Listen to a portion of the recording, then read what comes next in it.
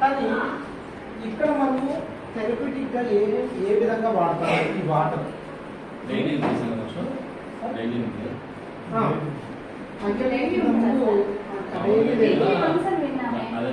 ముందు అట్లా ఉందమ్మా ఇప్పుడు మార్చినాము. సో కాబట్టి సో పిల్లలు మెయిన్ మోటో ఎలా ఉండాలంటే మా పిల్లలు ఆడుకునే విధంగా ఉండాలా, at the same time best result ఇవ్వాలి. అంతే కదా. ఈ పర్టికులర్ డిజబిలిటీ ఫీల్డ్లో వాళ్ళని ఎక్కువగా ఫోర్స్ఫుల్గా మనం ఏది చేయలేదు కాదు. ఒకవేళ చేయించినా కానీ అది రిజల్ట్ ఇవ్వదు. సో మనకు రీహాబిలిటేషన్ ప్రిన్సిపల్లో సో ఒక మెయిన్ ప్రిన్సిపల్ ఏంటంటే యాక్టివ్ పార్టిసిపేషన్. ఎప్పుడైతే యాక్టివ్ పార్టిసిపేషన్ ఉంటుందో సో మనకు ఎక్కువగా బెస్ట్ రిజల్ట్ అనేది మనం చూపించవచ్చు. అది యాక్టివ్ పార్టిసిపేషన్ అంటే ఏం లేదు, పిల్లలు మనకు బాగా కోఆపరేట్ చేయాలంటే ఎప్పుడు ఏ విధంగా ఉండాలా, అది వాళ్ళకి ఇష్టపూర్వకంగా. సో ఇది దీని టెంపరేచర్ ఇటువైపు ఉంటుంది. మనకు ఏ విధంగా టెంపరేచర్ తగ్గించుకోవాలన్నా పెంచుకోవాలన్నా ఇటువైపు ఉంటుంది అనమాట. సో మనకు ఇక్కడ టెంపరేచర్, ఇక్కడ హీటర్ పెట్టాం. సో ఇక్కడ మనకు టర్బైన్స్ అనేసి రెండు ఉంటాయి, ఇటువైపు మీకు చూసారా, ఇవి మోటార్స్. సో ఇవి మోటార్ ఆన్ చేస్తాం, టైమింగ్ పెట్టుకుంటాం. ఫస్ట్ అర్ధ గంట 20 నిమిషాలు అక్కడ టైం ఇక్కడ సెట్ చేసుకుంటాం అనమాట. సెట్ చేసుకునేసి ఆ టైం వరకు అవి ఫ్లో వస్తూ ఉంటాయి అటువైపు ఇటువైపు. ఆ టైం అవ్వగానే ఆగిపోతాయి. సో ఆ టైంలో ట్రీట్మెంట్ టైం మేము సెట్ చేసుకున్నాం కదా, అప్పుడు ఫస్ట్ పేషెంట్స్ని ఇక్కడ ఒక 2-3 లోపలికి దించుతాం.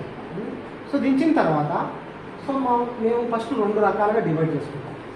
సో ఊరికి వాటర్లో దింపి ఊరికి ఎగరమని కాదు. సో కొందరు యాక్టివ్గా అంటే తిరిగే వాళ్ళు ఉంటారు, కొందరు వాళ్ళకు డిజబిలిటీ ఎక్కువ ఉన్నప్పుడు తిరగలేదు, సో మూమెంట్ ఉండదు. సో 2 రకాలుగా డివైడ్ చేసుకుంటాం, స్టేబుల్, అన్స్టేబుల్. అన్స్టేబుల్ ఉన్న వాళ్ళకి ఇది స్ట్రెచ్చర్. సో ఇది మేము ఏం చేస్తామంటే అటువైపు అక్కడ, ఇటువైపు ఇక్కడ పెడతాం.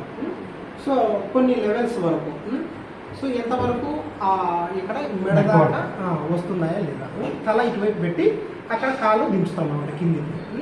సో ఇది అన్స్టేబుల్ వాళ్ళకి.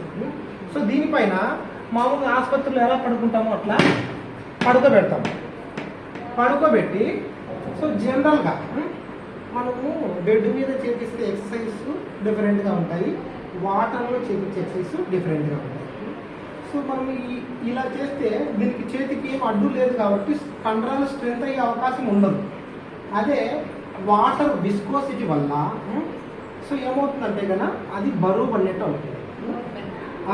సో మనం ఏం చేస్తామంటే పిల్లలని పడుకోబెట్టి సో డిఫరెంట్ డైరెక్షన్స్, సో సైడ్కి, ఫ్రంట్కి, మడచడం, చాపడం, వేరు. సో ఇలా ఏం చేపిస్తామంటే వాళ్ళు చేయగలిగితే వాళ్ళతో చేపిస్తాం, వాళ్ళు చేయలేకపోతే మేము పట్టుకొని అసిస్టెన్స్ ఇచ్చి చేపిస్తాం.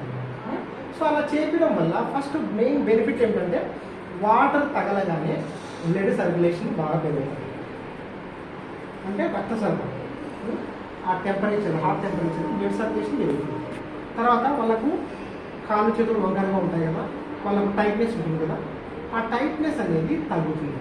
అంటే tension in the muscle will come down, tone అనేది తగ్గుతుంది, మజిల్ రిలాక్స్ అవుతుంది. టోన్ తగ్గితే ఆటోమేటిక్గా ఏమిటంటే హైపర్ టోనిసిటీ ఉంటుంది కదా, టోను అనేది తగ్గిపోతుంది. సో దానివల్ల టైట్నెస్ అనేది కొంచెం దాకా తగ్గొచ్చు. ఓకేనమ్మా.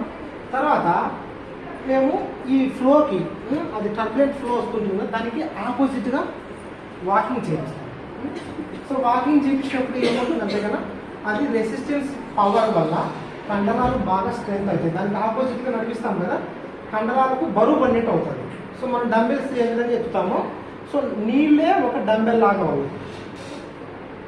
సో ఆ విధంగా ఏమిటంటే కండరాల స్ట్రెంత్ని తెప్పియచ్చు, టెన్షన్ని, టోను తగ్గియచ్చు.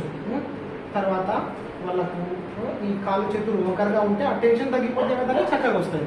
సో ఆ విధంగా సో పిల్లలు ఆడుకునే విధంగా ఉంటుంది, కానీ ఇన్ని రకాల బెనిఫిట్స్ వాళ్ళకి వస్తాయి. మనం ఏమి దీంట్లో ఎక్కువ కష్టపడాల్సిన అవసరం లేదు. ఫస్ట్ పిల్లవాడిని అక్కడ కూర్చోబెడతాము, సిట్ టు స్టాండ్ యాక్టివిటీ చేపిస్తాము. యాక్టివ్గా బాగా నడిచే వాళ్ళైతే సో దీన్ని పట్టుకొని కిందికి పైకి లేమని చెప్తాము. తర్వాత ఆపోజిట్ ఫ్లోకి వాకింగ్ చేయమని చెప్తాము. సో నీ పైన నడవమని చెప్తాము. సో ఈ విధంగా ఈ యాక్టివిటీస్ అన్నీ వాటర్లో చేపిస్తాము పిల్లలు. అర్థమైందండి. కానీ ఇది జస్ట్ చిన్న పిల్లలకు మాత్రం. ఇది ఒక్కొక్క రకంగా పూల్ అనేది ఆ సైజును బట్టి రేట్ ఉంటుంది.